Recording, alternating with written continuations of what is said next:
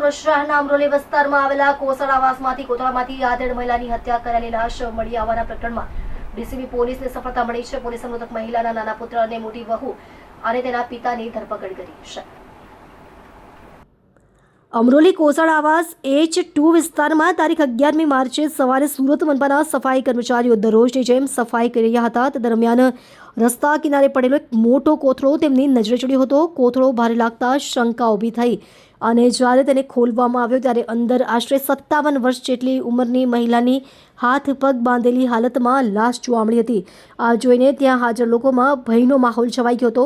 આ ઘટનાની જાણ તાત્કાલિક પોલીસ કંટ્રોલ રૂમને કરવામાં આવતા અમરોલી પોલીસનો કાફલો તાત્કાલિક જ ઘટના સ્થળે દોડી ગયો હતો. પોલીસે સમગ્ર વિસ્તારને કોર્ડન કરી લોકોની ભીડ દૂર કરી અને પ્રાથમિક તપાસ શરૂ કરી હતી. પોલીસે આસપાસના વિસ્તારમાં પૂછપરછ શરૂ કરી છે અને નજીકના સીસીટીવી કેમેરાની પણ તપાસ હાથ ધરવામાં આવી રહી છે. તે દરમિયાન મૃતક કોસળ આવાસના H2માં રહેતી 57 વર્ષીય હમીદા ખાતુન હોવાનું જાણવા મળ્યું છે.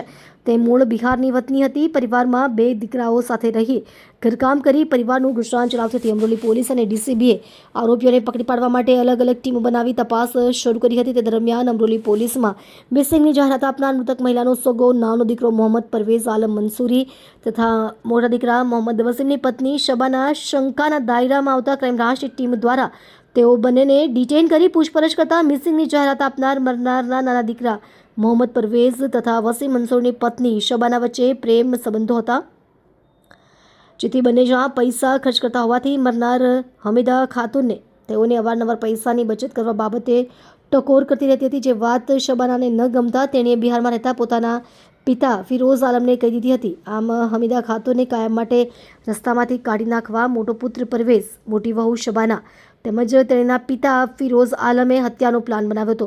ત્યારબાદ ફિરોઝ આલમ બિહારથી સુરત આવી હમીદા ખાતુનને રૂમમાં ગળે ટૂંપો આપી મોત નિપજાવી મરનારની લાશને કોથળામાં પેક કરી ખભે ઉચકી કોસળ આવાસ H2 નજીક નાખીને ફિરોઝ આલમ રેલવે મારફતે બિહાર તેના વતન નાસી ગયેલો હતો. ક્રાઇમ બ્રાન્ચના અધિકારીઓએ બિહાર ખાતેના પોલીસ અધિકારીઓ સાથે સતત સંપર્કમાં રહી આરોપી ફિરોઝ આલમ બિહાર ખાતે ટ્રેનમાંથી ઉતરતા તેને ઝડપી લેવામાં આવ્યો હતો.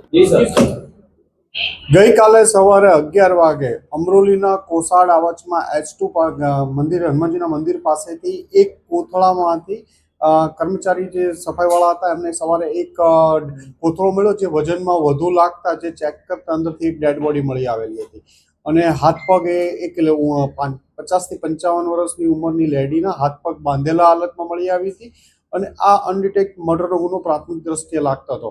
આ અનડિટેક ડેડ બોડી મળ્યા પછી ક્રાઇમ બ્રાન્ચની ટીમ, અમરોલી પોલીસની ટીમ અલગ અલગ ટીમો કામે લાગેલી હતી.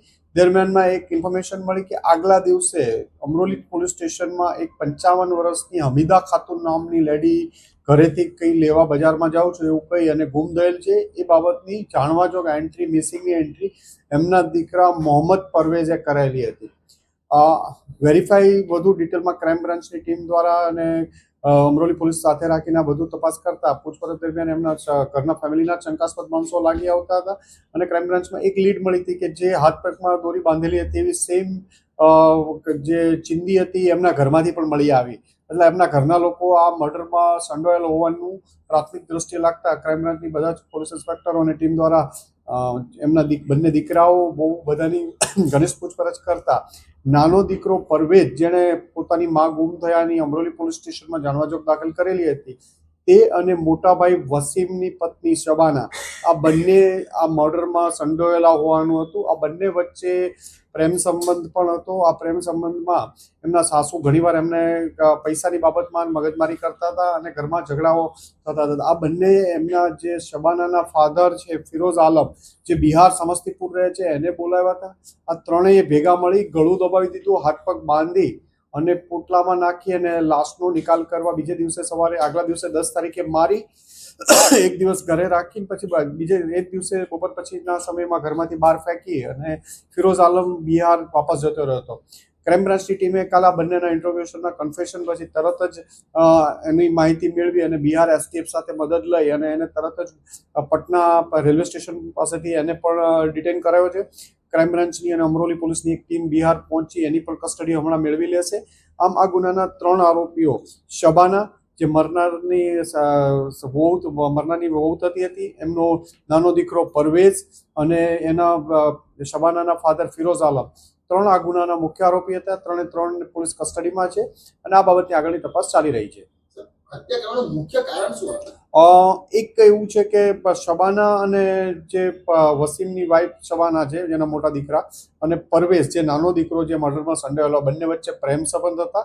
એટલે મરનારની માને કદાચ ખબર પડી ગઈ હોય, આ બાબતના ઝઘડા થતા હોય એના કારણથી. અને બીજું, એમના ફાધર ફિરોઝ આલમ અને જે મરનાર લેડી હમીદા બાનુ વચ્ચે પણ કોઈ સંબંધ હોવાનું અત્યારે લાગી આવ્યું છે અને પૂછપરછ પોલીસની ચાલુ છે. સ્પેશિયલ જે મર્ડર કરવા જે વ્યક્તિ આવ્યો હતો, એ સ્પેશિયલ મર્ડર કરવા જ આવ્યો હતો?